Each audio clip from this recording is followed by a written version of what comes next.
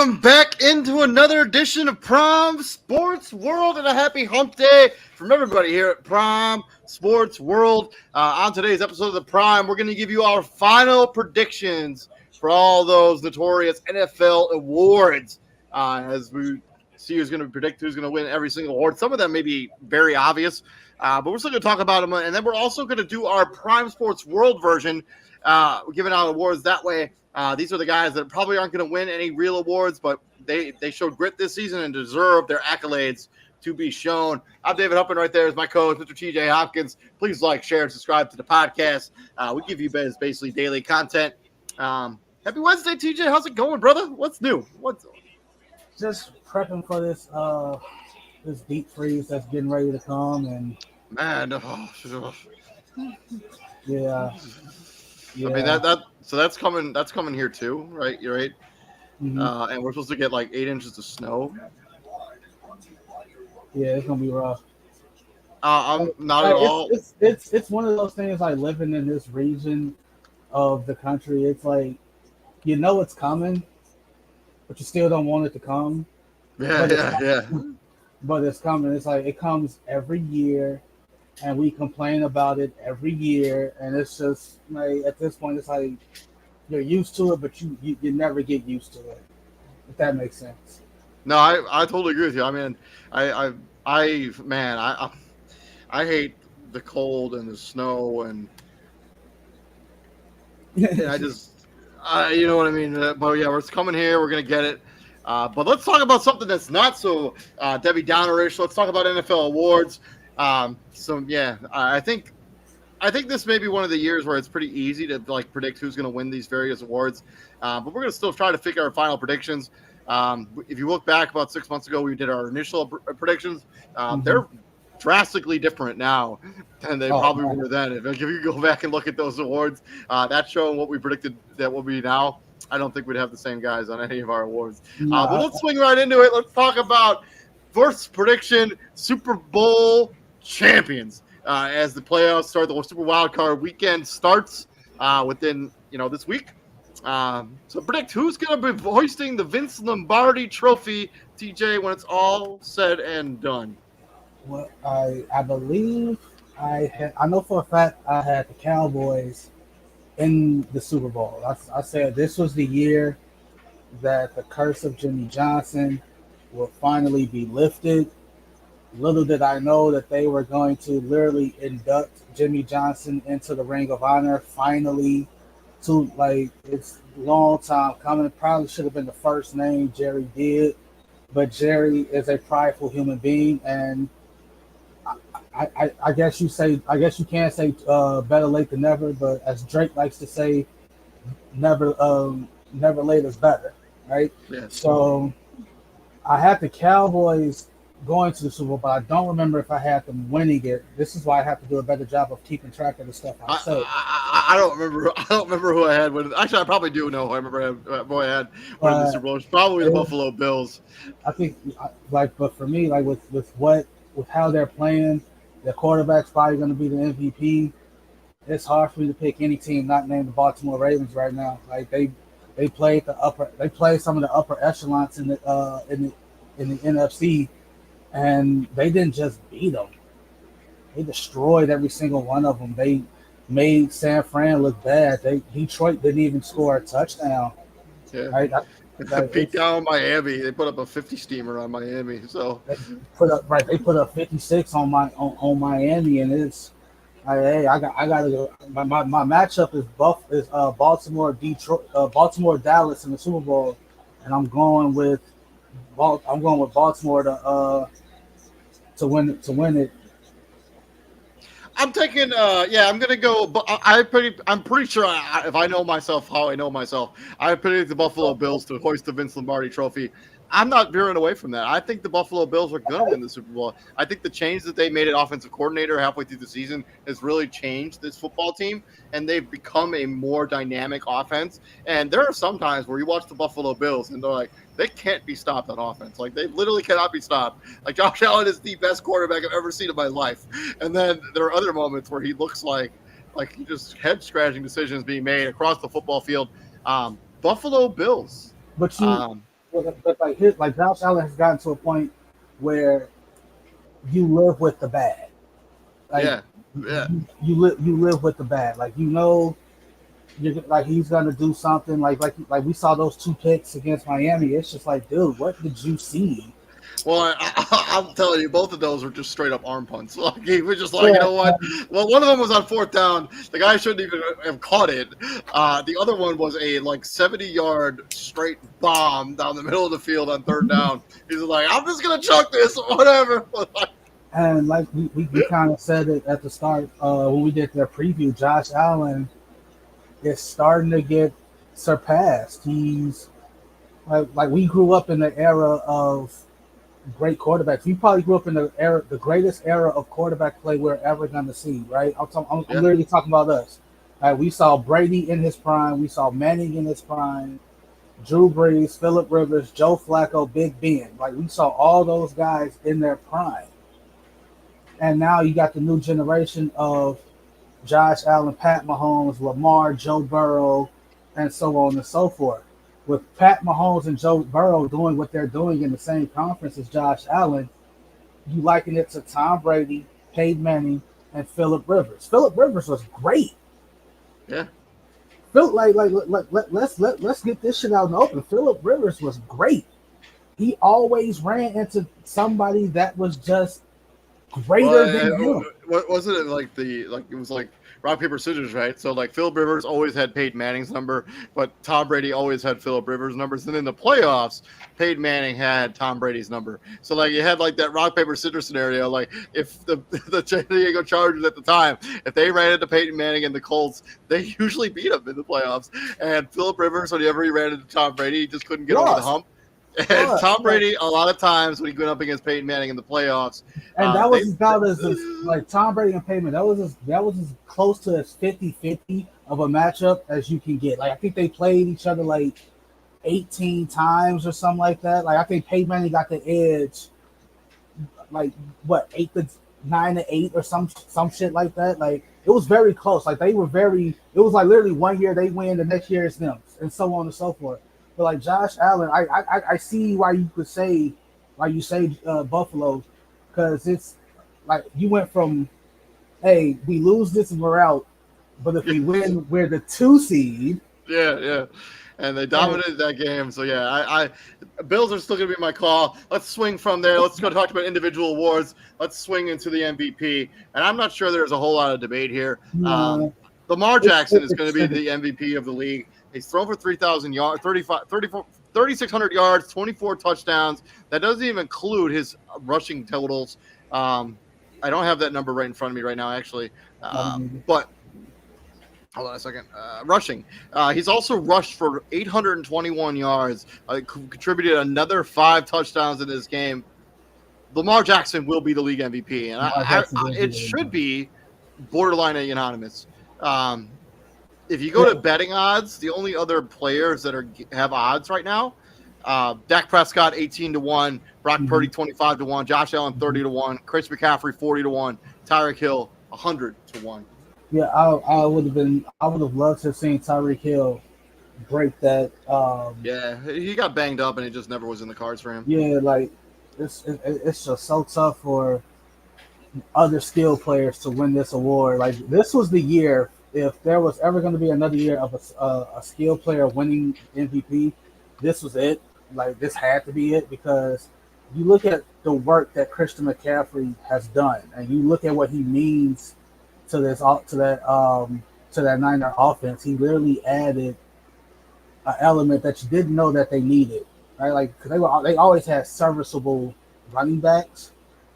They literally cut their running back room almost in half, because it was like, hey, this guy does one thing, this guy does the other thing, and then that guy can do a little bit of both. You get McCaffrey, and it's like, we don't need you, we don't need you, we don't need you. Yeah. We got this. They traded away Jeff Wilson for a reason. I mean, he was basically not needed.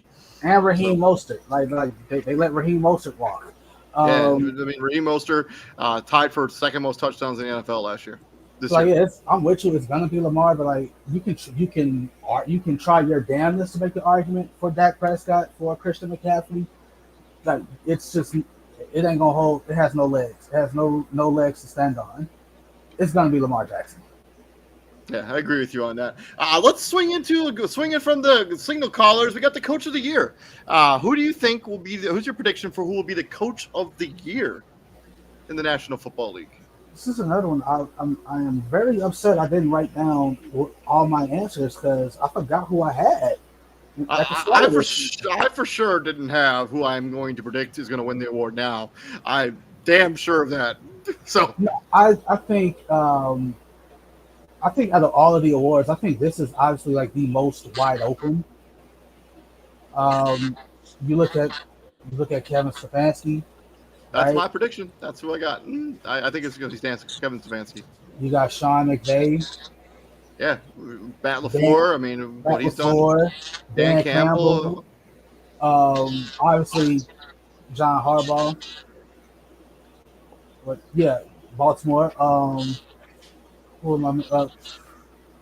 You can't say this. D'Amico Ryan, Shane Steichen. D'Amico Ryan. You can't also not bring up. What's his name? Escaping Buffalo. Sean McDermott. Sean McDermott. Like you said it yesterday. You were in playoff mode the last 2 months of the season. You had to win every game. You cannot afford another loss, and you got it. Obviously, I think it's going to go to Kevin Stefanski. I think so too. But basically, a banged up quarterback, 4 different quarterbacks, still having 11 wins and being the 5 seed in the AFC is damn impressive. And yeah, I think he should be the coach of the year. I don't think he's going to win because he's not the betting. He is the betting favorite. But I think the narrative around D'Amico Ryans is going to be really strong, and I think he will end up being the coach of the year. You can also make a strong argument for Dan Campbell. You did something for the Lions that literally never been done. Like the division that they won 30 years ago doesn't exist anymore. This is legit, technically their first division title. Most wins they've had in, like you said, ever. Franchise history, 12 wins. Most wins ever. Right? Like, we ain't seen Detroit this good literally since Megatron and Matt Stafford was on the team. Yeah, it's a long time ago. That's true. Swinging into the next award, let's talk about Depoy, Defensive Player of the Year. And TJ, who do you got as your Defensive Player of the Year? Izzy, welcome on to the show, man. What's up, buddy? What's going on, guys? It sounded like you were crying. Are you doing okay over there? No. I just got my head kicked in and that, and it's all good. We're on Defensive Player of the Year, so I heard. I've been on the show for about 5 minutes. I heard it was all good. Oh, DPOY. Oh, I think this is open too. Man, this is a close and shut case. Is it? Myles Garrett is Defensive Player of the Year. Yeah, I was gonna say Myles Garrett to win DPOY. 14 sacks, 4 forced fumbles. Like he basically, TJ Watt, he does. But I think how important Myles Garrett has been to the defense of the Cleveland Browns, which is the only reason that they're in playoff contention is because how good this defense has been. Give me Myles Garrett. For a couple weeks, I was considering Max Crosby though. For a couple weeks, he had a couple week stretch where he was pretty awesome. TJ Watt is 400-1 odds right now in the betting. I gotta look at the odds. See, now you guys got me looking at NFL. Micah Parsons 300-1, TJ Watt 400-1, Myles Garrett negative 200-1. Yeah. When it comes to Coach of the Year. Yeah, it's. I think it's going to be between those 3: Kevin Stefanski, D'Amico Ryans, and Dan Campbell. Yeah. But honestly, it really should go to Kevin Stefanski for. Well, you can make a case. It's 50-50 for me. You can, 4 quarterbacks. But you already had a stud defense before the season. And you had already some offensive pieces, and then the Houston Texans, they were just. Picked to be last place. So, the job that he's done. So, it's kind of 50-50 to me. But honestly, man, anytime you lose 4 quarterbacks, I'm going Kevin Stefanski. And DPOY, yeah, definitely Myles Garrett. Did we get the Super Bowl champs? What is this? Are we going in a row? Yeah, we No, went no, below. no. Where are we Yeah, at? we did. We're on defensive player of the year. We did MVP and Super Bowl champs. Oh, okay. Oh God, you guys started with Super Bowl champs. Yeah, Who was your Super Bowl champs? I'm going Buffalo. Baltimore. Baltimore. Man, yeah. I Yeah. said I said Baltimore, Dallas, with Yeah, Baltimore. you know what? I picked Baltimore. I think I picked Baltimore with you guys, maybe a couple weeks ago. So I'm gonna stick to that pick. And then MVP, NFL MVP. Um, Gotta be Lamar Jackson. So you say anything other than Lamar? I know. I had to think about it. TJ. I had to think about it for a second. I'm like, what? I need.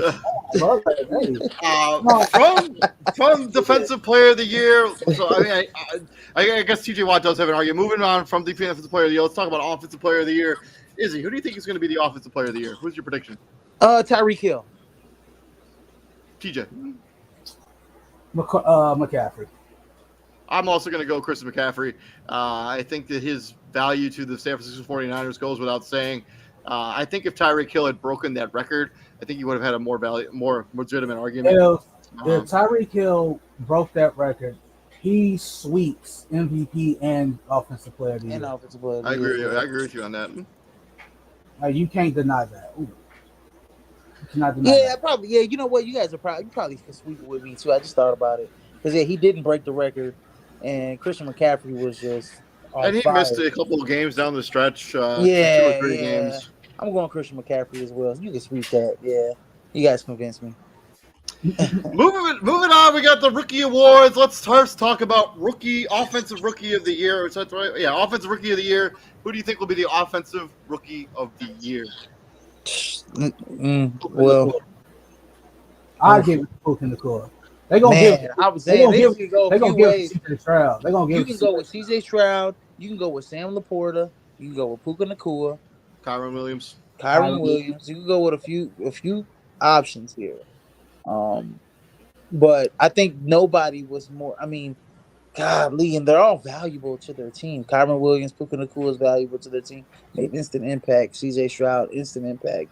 Sam Laporta, instant impact. I mean, those you can make an argument like their teams are not where they are without any of those guys. Anytime you break a rookie record, you got to get something. Anytime you break a record in NFL history, you got to get something. This league has been played too long. The Houston Texans have been sitting at the bottom of the feeder for the last several seasons. CJ Stroud is going to be the offensive rookie of the year. That's my honest opinion. He has been so valuable to the Houston Texans. They've been a bottom-feeding team the last 3 seasons. They draft one guy, along with Tank Dell, obviously, and they get a new head coach. But CJ Stroud was the difference in this team. He propelled them to the playoffs. He's my offensive rookie of the year. That's cute. It is my prediction. At least my prediction. You know. Like I said, David, anytime you break a record, a rookie record, he broke a rookie record in the beginning of the season, to start the season, with the yards and as many games or something. He breaks the rookie record, receiving record. He broke a record. He broke a record that stood for 68 years. So that's what I'm saying. That's what I'm saying. Anytime you break a record that's for 60-something years, you have to be you have to win something for that, right? And on top of that, didn't he play every game?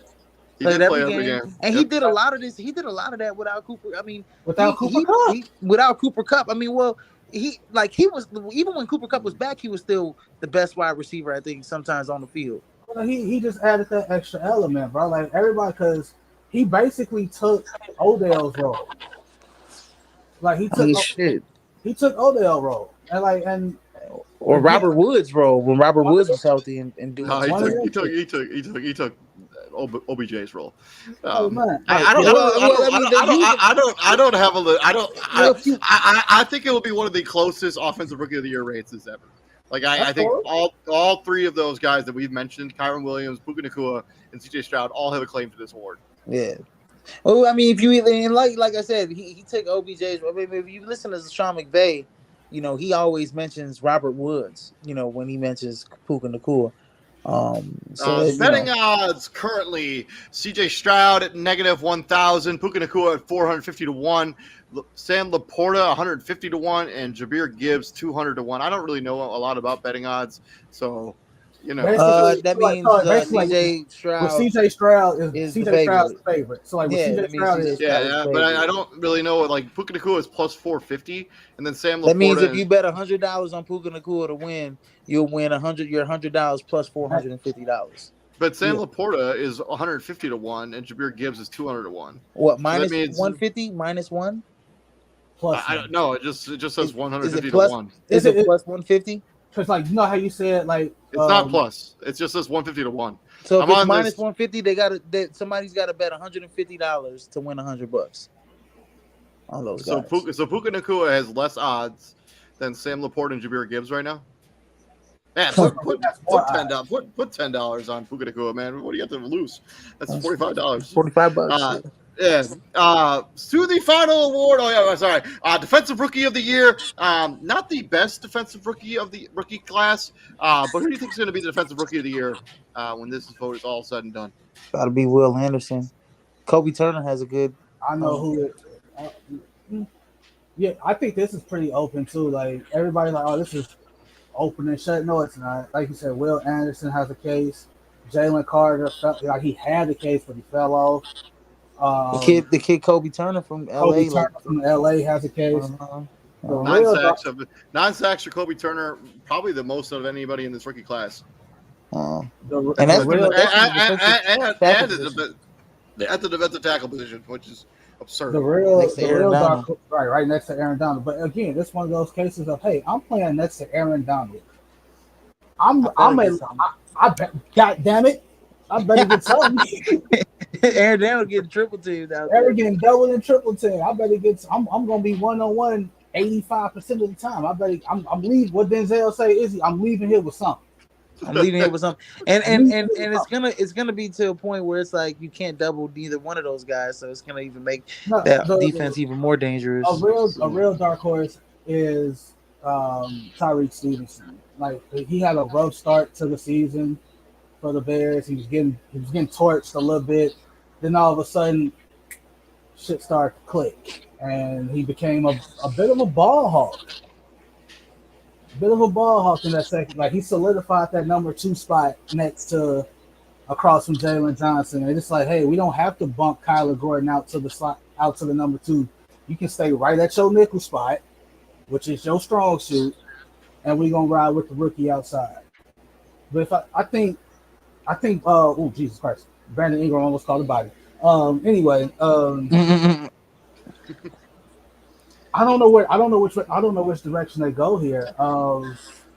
If they get I had never looked at Kobe Turner's numbers until just now. He's going to win defensive rookie of the year. He's got 9 sacks at the defensive tackle position. That's 2 more than Will Anderson. He played in every game for the Los Angeles Rams. I think he's got 601 odds right now in whatever this website is they got their odds from.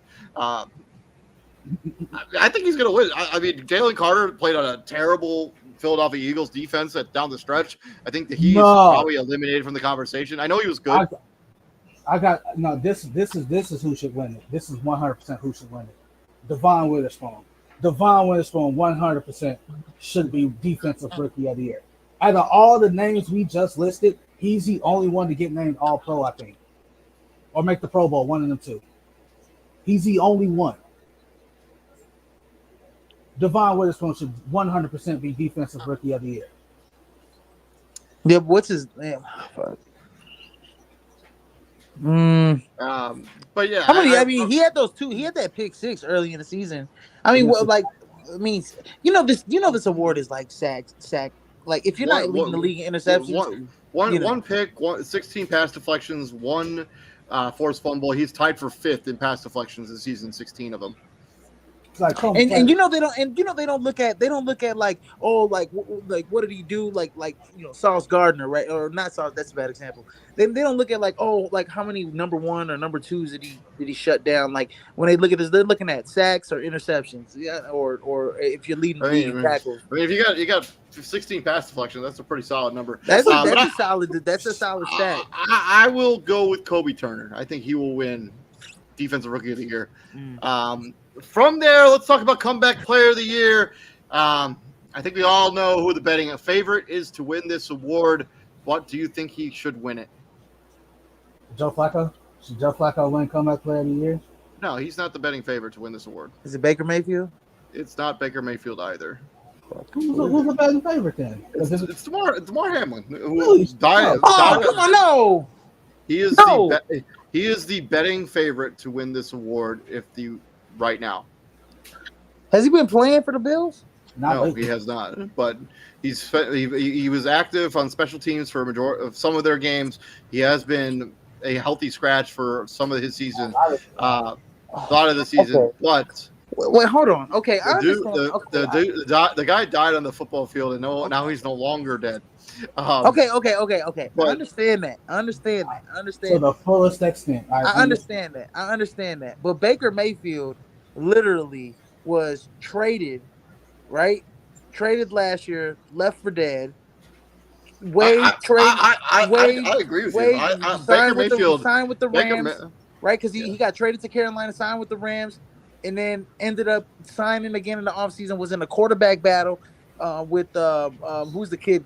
Kyle Trask from the Buccaneers, and then won the job and actually took the Buccaneers to the playoffs, albeit they're in a terrible division, but he still, took that team to the playoffs and played pretty damn well in this season. So I feel like Baker Mayfield should truly win it, but I agree with you. I think Baker Mayfield deserves to win this award. I think his story, being a cast-off from a bad Carolina team, they're like, oh, you're not good enough. And then for him to leave there, go to Los Angeles, win that game on Thursday Night Football after only being there for a few days. And then he ultimately goes to the Tampa Bay Buccaneers, plays well enough to win the division. He's my Comeback Player of the Year, if I'm predicting it. But I think Damar Hamlin's going to win. I think the narrative around Damar Hamlin way he wins. will propel him to victory. No way, because it's another thing if he does that, like if he did what he did, right, died on the field, came back, and actually played majority of the season. Buddy was on the sideline in a hoodie and sweatpants most of the time. I know. I can't. Why are you yelling at me? Why are you yelling at me? He's not going to win Comeback Player of the Year. I really don't want to hear you say I'll be shocked if he doesn't win, because he's not. Well, get ready to be quote unquote shocked. He's not winning.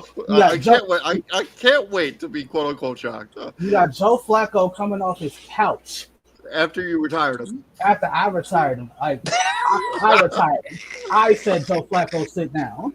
I retired. Oh Joe Flacco literally came back to spite me personally. Yeah. He heard the episode I said he was done, and somehow, some way got to him, and he took it personally and said, "Watch this." And then he carried the. Who's another guy? Who's another guy on that ballot? Those are the only three guys that have odds on this website. Between Joe Flacco and Baker Mayfield, it's gonna be one of them two. It has. You know what? It has to be. It has to be, because you know what? If they give it to Damar Hamlin, okay, he's a good kid. You know what? I think it would devalue. I think it would devalue the award. Absolutely. Yes. Thank you for taking the words out of my mouth. Like, what are we doing here? Like Geno Smith, we gave it to Geno Smith last year because he was cast off and left. Yes. And then he plays out of his mind, makes the playoffs, and that's what the Comeback Player of the Year award is supposed to be meant for. It's not for this nice feel-good story where a participation trophy. Yeah, it's not labeling it as. But Baker Mayfield deserves to win this award, but will he? I don't know. Let's swing into the Prime version. So let's talk about Prime Sports World versions of these awards. So these are the guys that are they're not going to win, but they meant something to their team and deserve their little bit of their flowers. Let's talk about MVP, Prime Sports World version of the MVP. Trent Williams. is my Prime Sports World MVP. Like you legit that like we talk about McCaffrey and all them other dudes on that team. When Trent Williams went down, oh my God, they not just Brock Purdy's numbers took a hit. They scoring was like cut in half. Their scoring was literally cut in half. They went from averaging like 30 a game to like 17. It's terrible. It was a hard watch. Yeah, I'm gonna go Myles Garrett. I'm swinging into the defensive side. I think his value on this Cleveland Browns team, the fact that they're 11-5, has a lot to do with the fact that Myles Garrett has been that guy this season, without a lot of other help, pass rushing help. I know Za'Darius Smith is there, but I'm not sure how many sacks he actually has. But Myles Garrett has been everything for the Cleveland Browns this season. You know what, guys? Guys are probably gonna be like, you know what, going to the bushes, Homer. Aaron Jones. You saying Aaron Jones? You know where I'm going. Aaron Jones is banged up. He's gonna go Jordan Love. You say Aaron Jones? No. My most valuable player is gonna be Jordan freaking Love.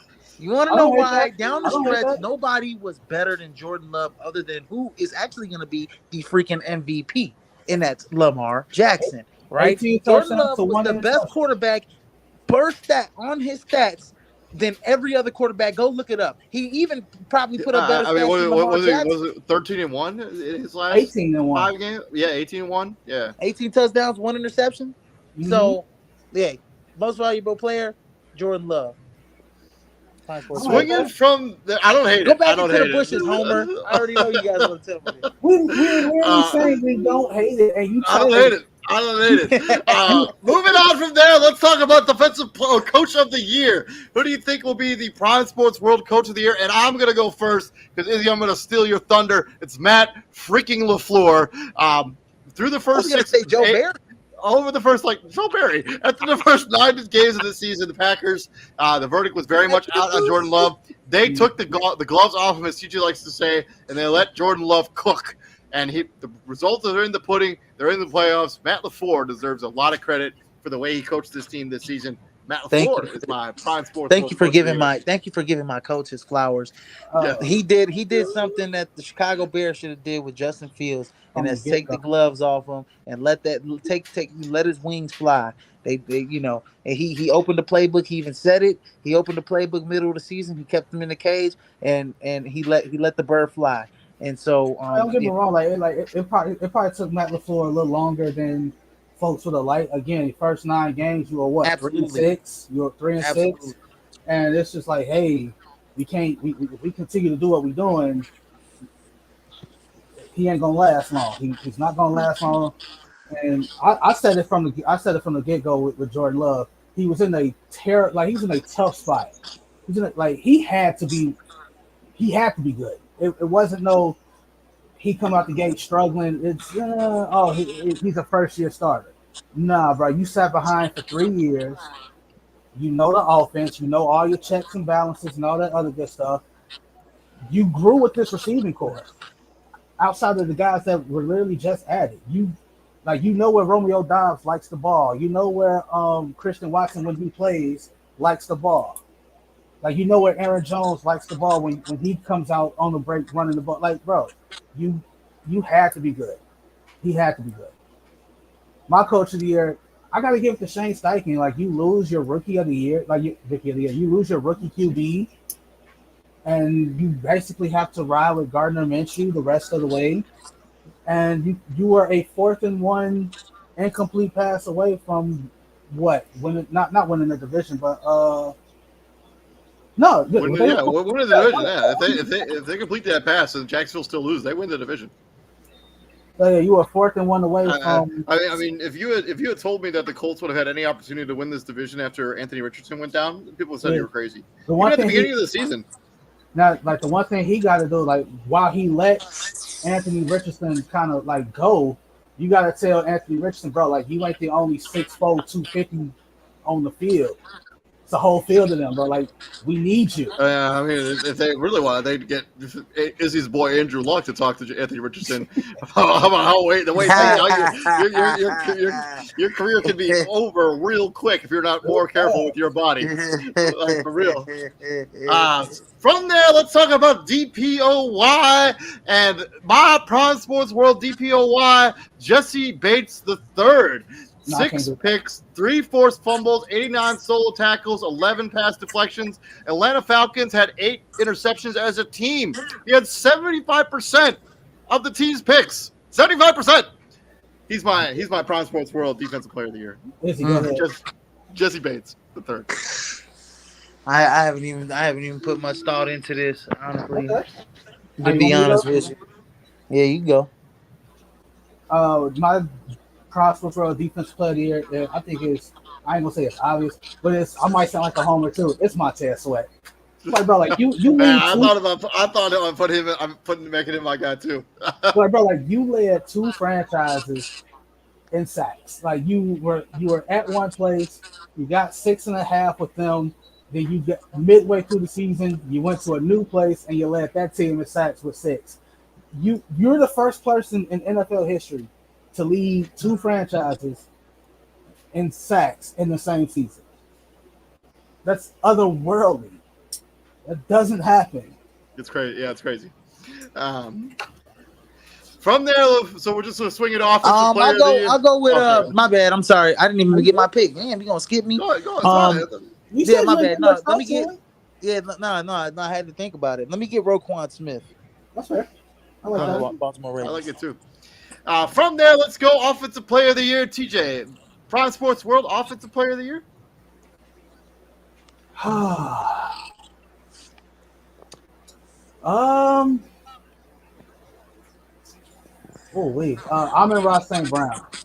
I don't think he's been talked about enough either. Like you can make the argument like he was a Pro Bowl snub too. Yeah, he didn't make it. Yeah, he didn't make it to the Pro Bowl. I'm in Ross St. Brown. I think he had over 100 catches, well over 100 yards. 1,000 yards, 8 touchdowns. I think 8 or 9 touchdowns. I'm in Ross St. Like he's that team's clear number one. Like it's rare that you see a team's number one option be 5'11". He just somehow, some way gets open. Like he's a real 7-11. No disrespect to Jamar Chase, like buddy, he's just always open. Yeah. I'm staying at the wide receiver position, but I'm swinging into the NFC East. And I got CeeDee Lamb as my Offensive Player of the Year. 135 catches, number 1 in the league. Yards at 1,700. He might win the real one. maybe 12 touchdowns at 3rd and touchdowns, 1,700 yards, 135 receptions. CeeDee Lamb was basically unguardable at times this season. Offensive Rookie of the Year, offensive Player of the Year, going to CeeDee Lamb. Is he? That's actually like not a bad one right there, man. Honestly, I'll probably go with Tyreek Hill. Let me go with Tyreek Hill, Offensive Player of the Year. I mean, he broke some type of record this year, where it was like fastest to like 1,000 yards or some shit like that. He did. Yeah. I mean, and that offense usually, I mean, they were humming. I mean, at one point they were the number 1 offense in the league at one point when him and Jalen Waddle were all humming. So let me give Tyreek Hill some love and throw him that award. From there, let's talk about Offensive Rookie of the Year. And I will go first this time. And my Offensive Rookie of the Year is going to go to Kyron Williams, real difference maker for the Los Angeles Rams.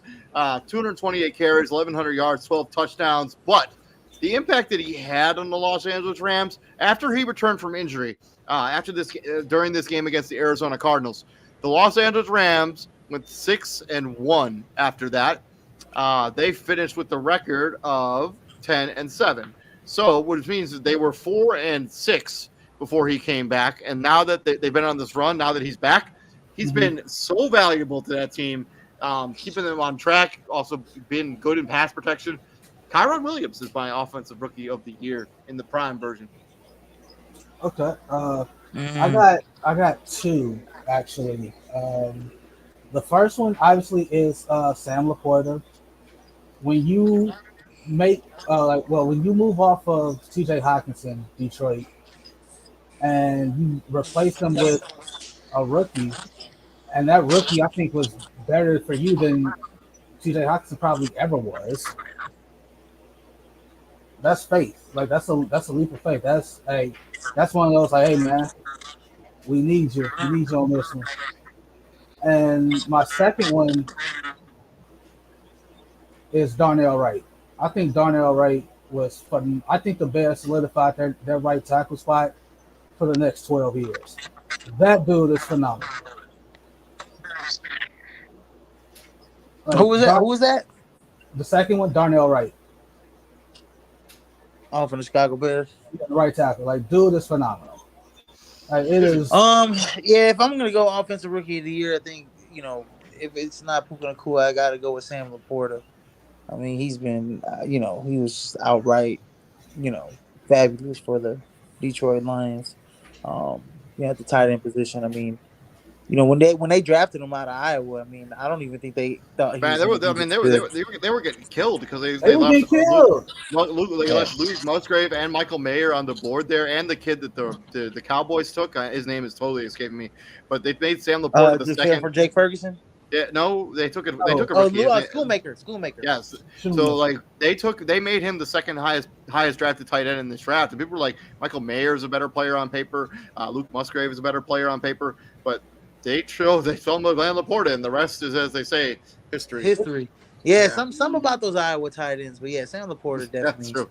Offensive rookie of the year, man. Swinging into the other side of the football, we got defensive rookie of the year. TJ, I think you're going to like this. I'm going Devin Witherspoon of the Seattle Seahawks as my defensive rookie of the year for the prime version. I don't think he has a snowball's chance in hell of actually winning this award, but his value, especially since Reek Woolen took a major step back this season, tied for fifth with pass deflections. That's just a stat. Like you threw at him top 5 times the passes got deflected.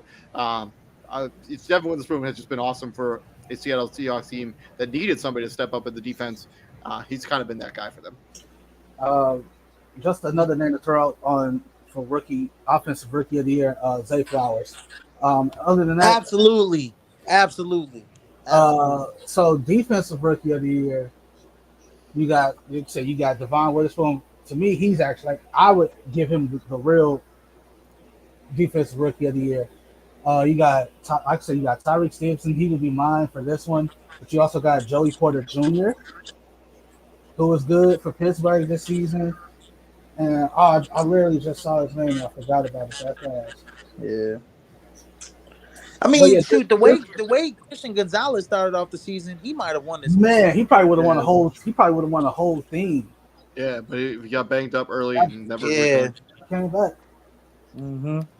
Yeah, I'm gonna go Tyreek Stevenson because, like you said, he ain't gonna win. He ain't got a snowball chance of hell of winning the real one.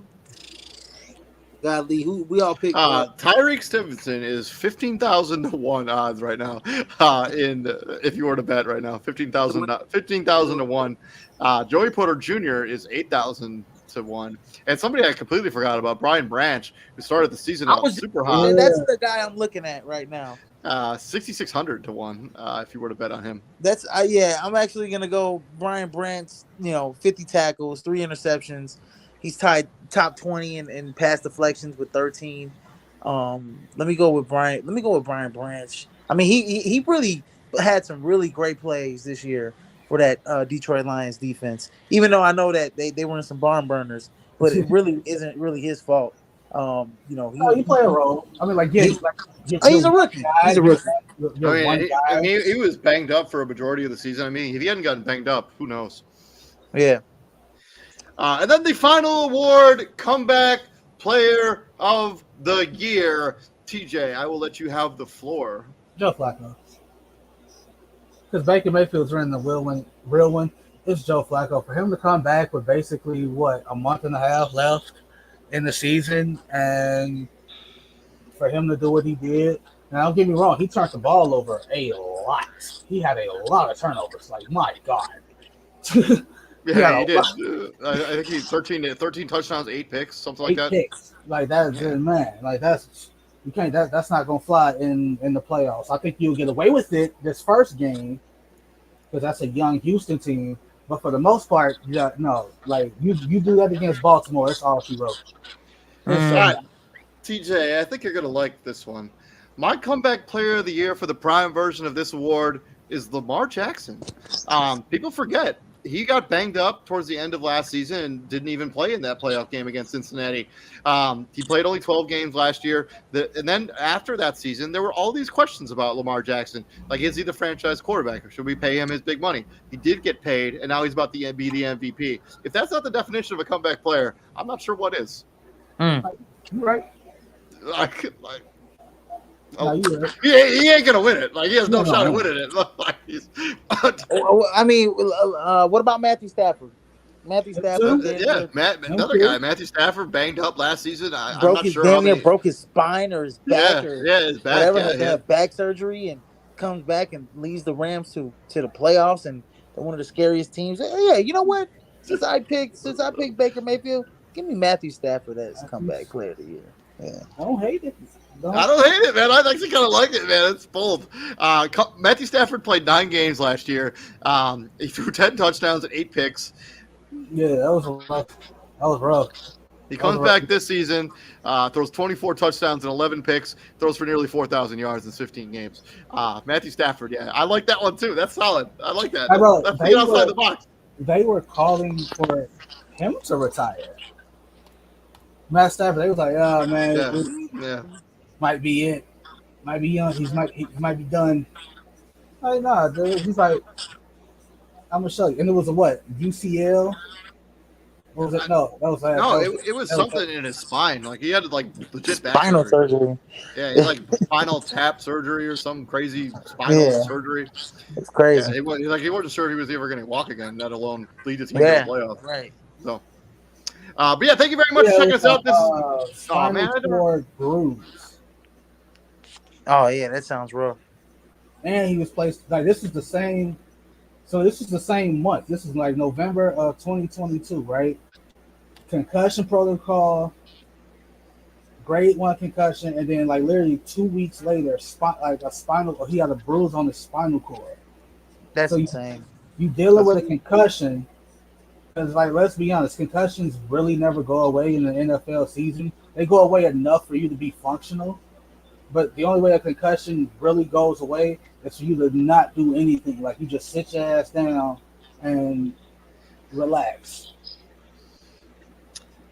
Yeah, I like both those picks. Moving on, thank you very much for joining us here at Prime Sports World. This is our final predictions for the awards. That awards ceremony is the Saturday before the Super Bowl. So we'll find out who's going to win those awards then. Let us know what you thought about some of our predictions down in the comments section. I'm David Huffman, their CEO Israel Rivera, my co-host Mr. TJ Hopkins. Tomorrow we're going to be giving you our predictions for Super Wild Card Weekend. We're also going to talk a little bit about the playoffs in general, so keep an eye out for that content. I'm David Huffman. Gentlemen, what do we do here at the Prime, my friends? Snowing outside. We bring the heat, ladies and gentlemen. Hey, and I want to give a shout out to a great career that Nick Saban had. I know we might do a little show at the end on Friday. I know I talked about it would be the last college football show, but Nick Saban retired, had a great career. By the way. Unexpectedly, by the way. Shockingly. Great career, Nick Saban. I work in a newsroom, and like one of our meteorologists, who I guess was on Twitter or something, he was like, "Hey, like Nick Saban just retired," and there was like a notable gasp, but like, what? It was crazy, dude. You would think he died. It's like no, bro. Like, Yeah, it was riding off in the sunset. The reaction was extremely interesting for how it worked. It was crazy.